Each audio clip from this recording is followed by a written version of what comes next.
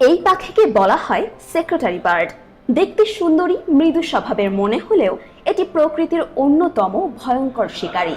সাধারণ পাখিরা যেখানে সাপ দেখলে ভয় পায়, সেখানে সেক্রেটারি বার্ড নিখুঁত নিশানায় এক লাফে সাপের মাথায় আঘাত করে।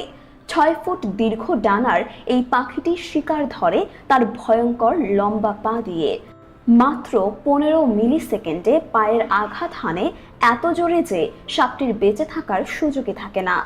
এর পায়ের চাপ এতটাই শক্তিশালী যে একটি গাড়ির চাকার নিচে যা চাপ পড়ে তার চেয়েও বেশি শক্তি প্রয়োগ করতে পারে।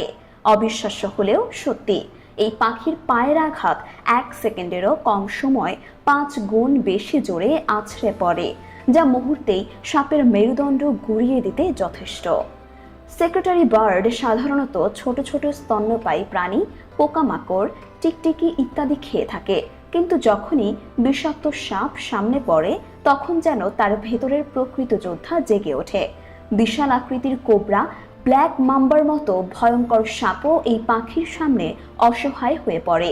এটি উঠতে পারে, তবে বেশিরভাগ সময় মাটিতেই শিকার করে।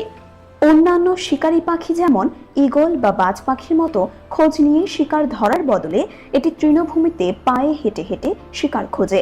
সাধারণত 30 কিলোমিটার পর্যন্ত একদিনে হেঁটে বেড়াতে পারে, যা অন্য কোনো শিকারী পাখির ক্ষেত্রে বিরল। এই পাখির নাম সেক্রেটারি বার্ড হওয়ার পেছনে রয়েছে এক মজার গল্প। একসময় ইউরোপিয়ানরা প্রথম যখন এই পাখিটিকে দেখেছিল, তখন এর মাথার ঝুঁটি এবং লম্বা পা দেখে মনে হয়েছিল যেন অফিসের কোনো সচিব কলম গুজে দাঁড়িয়ে আছে। সেই থেকেই এর নাম হয়ে যায় সেক্রেটারি বার্ড। তবে এই দুর্দান্ত শিকারী পাখি এখন বিপন্নতার পথে।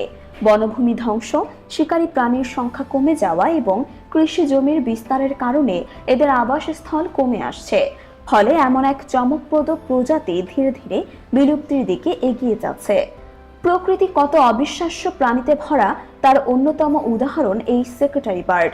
দেখতে রাজকীয়, চলাফেরা অভিজাত, কিন্তু শিকারের সময় একেবারে নির্দয় যোদ্ধা। প্রকৃতির এই আশ্চর্য সৃষ্টি হয়তো আমাদের শেখায় ভয় নয়, বরং বুদ্ধি ও দক্ষতার মাধ্যমে শক্তিশালী প্রতিপক্ষকে পরাজিত করা সম্ভব।